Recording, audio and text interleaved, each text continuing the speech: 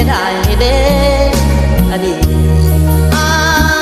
บอกขาดคิดว่าน้องจะมาแย่งอายสู้เขาบ่ได้ต้องมานั่งให้อยู่ในกองลาถึงเพื่อนต้องห้องแก้มนางแถมยังห้องมาเยอะไปเอ้ย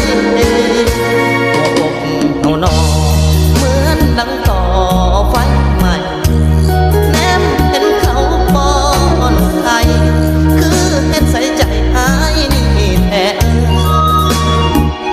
เจ้าบ่าวเจ้าสาวเย็นเหล่าแล้วเดินอย่างกายส่วนอายก็มีความหมายเกือบเป็นตายในงานแต่งของนาง